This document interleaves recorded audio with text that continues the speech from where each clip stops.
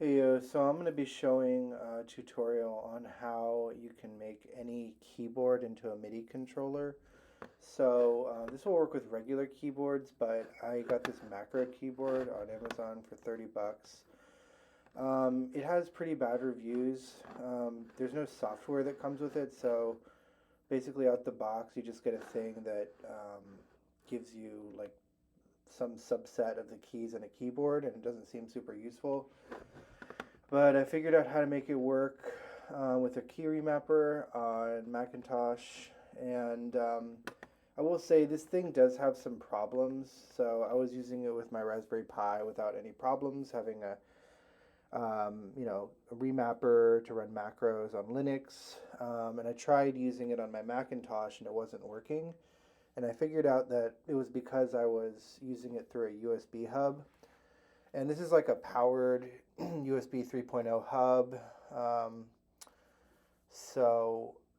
Basically, it only works if I plug it directly into my computer with a double-sided USB-C cable. Um, Also, another downside is every time I boot up my computer or like wake it back up after sleeping, I have to unplug the thing and plug it back in, um, which is annoying, but not the end of the world, I guess. So.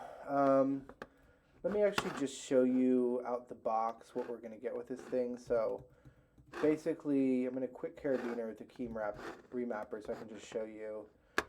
So if I click the first row of buttons, I'm getting A, B, C, D. And then the second row is E, F, G, H, I, J, K, L. And then the rotary knob here, if I turn it left, I'm getting a 1. If I turn it right, I'm getting a 3. And if I press it, I'm getting a 2, and then it's similar for the bottom rotary knob. So basically, I want to take all this stuff and remap it to send MIDI out that I can use in Ableton as a macro controller. And so the first part of the video is just going to be basically sending MIDI out using a remapper, and then the second part is going to be making a control surface in Ableton so that it's automatically mapped to perform certain actions when these MIDI CCs are sent over. So cut to the chase, let's get started. We're going to use this program called Karabiner Elements here, which is free. And first thing you want to do here is go to Devices and uncheck everything except for the one keyboard that you're going to remap. So you want to do modify events only on that one. Just to give you the basics of how this program works, you can select which key you want to remap. So say I want to remap A and I want that to go to send some other key, or move my mouse somewhere, or launch an application. And there's all sorts of things you can do with this, but I don't think MIDI is one of those things. So for that, we need to go to the Complex Modifications tab here. And if you press Add Your Own Rule, you're going to get this JSON document, which I would recommend copying this and then opening up in a text editor, pasting it in, and then editing here, and then copy-pasting it back when you're done. So essentially, if you look at the default, it just says this description, and then you have a list of manipulators. So here's one manipulator, here's the second one. We'll just delete them, except for the first for now.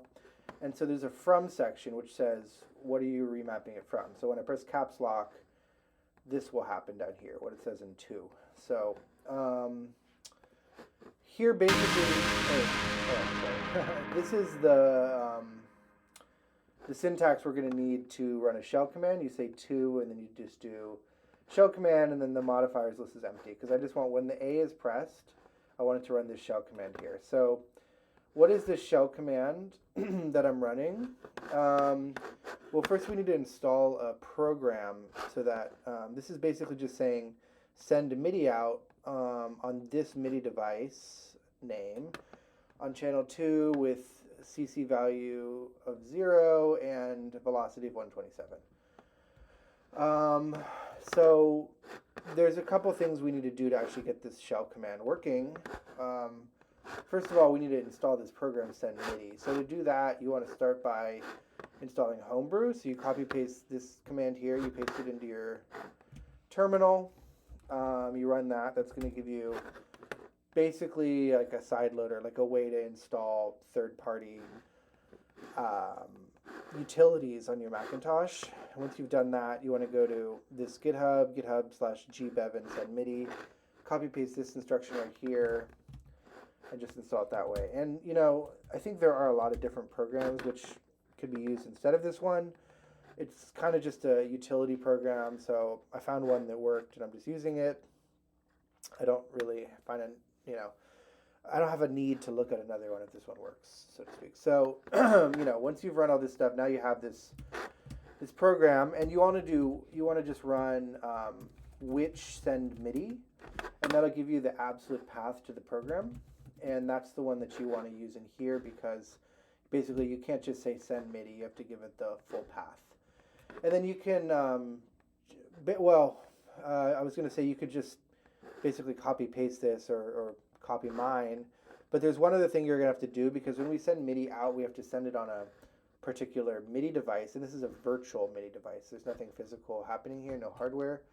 So to set up this virtual MIDI device, you go to Audio MIDI Setup, and by default this is going to be closed, so you want to go into Window, Show MIDI Studio, and you're going to scroll down and find IAC driver, double click on that, and by default the device will not be online.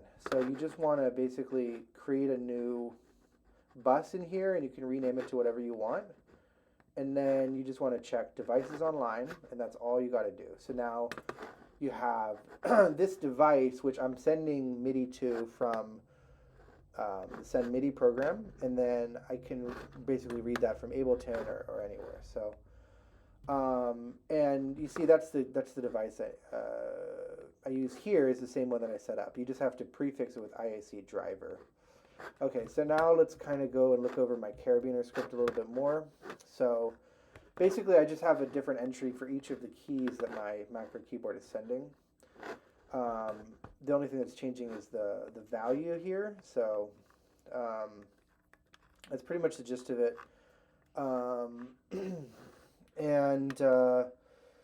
So right off the bat with this, we can go into Ableton and open our MIDI settings, and we need to go down here and find the IAC driver macro keyboard. And you want to make sure that this third one, especially remote, is checked.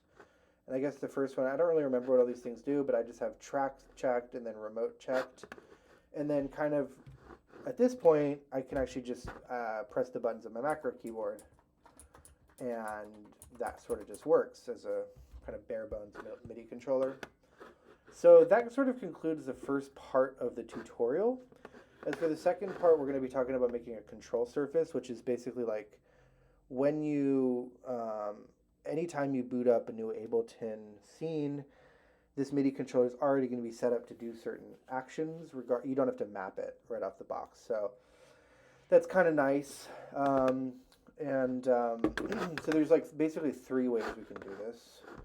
The first way is free, and let me find the link. I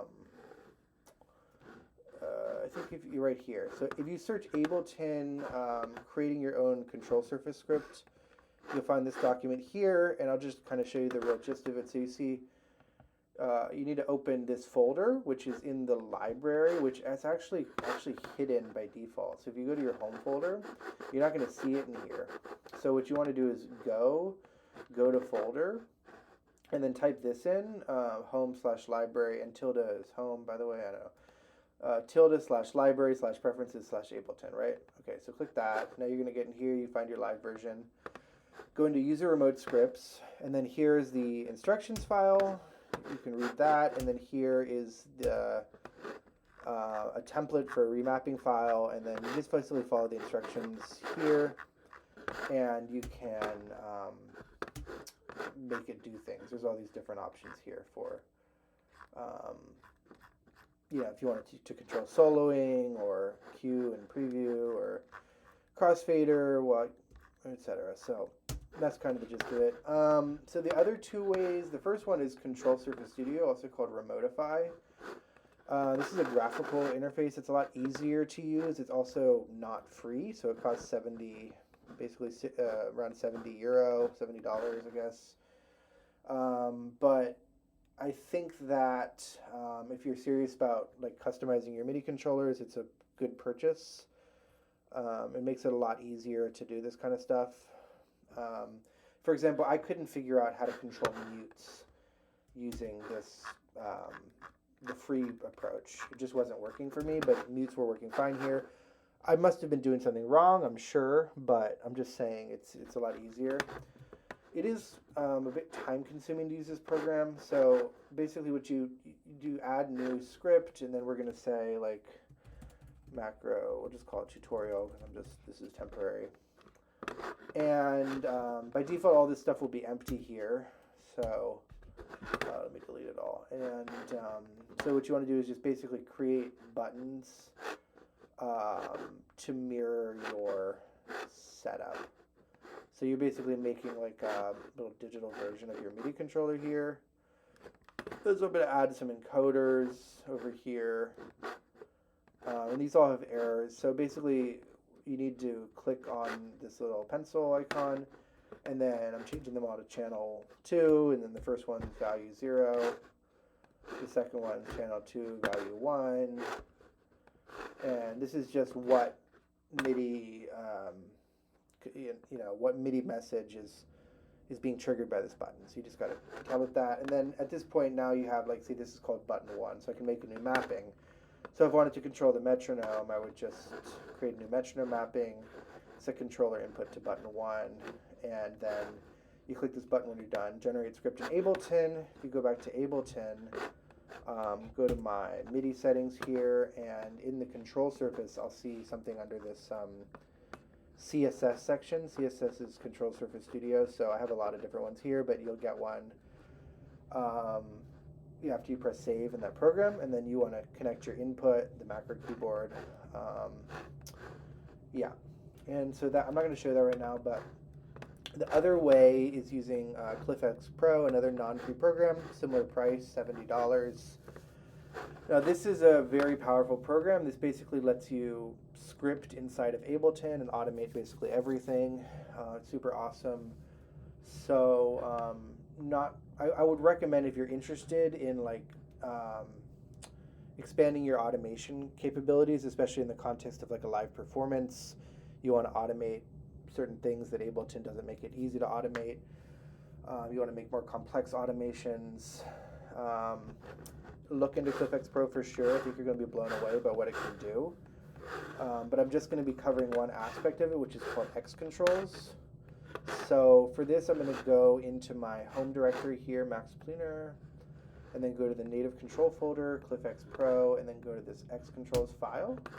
And then down at the bottom here, I'm just basically creating some mapping. So I'm saying like row 1, button 1 is CC on channel 2, value 2, and then it has I don't know what 0127 is, just off LED, on LED. I don't know what that is, but I just put 0127. And then the crux of it is at the end here, you put your command, which is, sorry,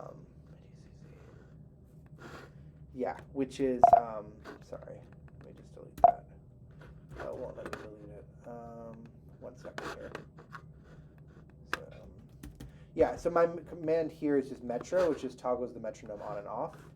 And then inside of Ableton, I have this ClyphXPro control surface, and I set my input to the macro keyboard.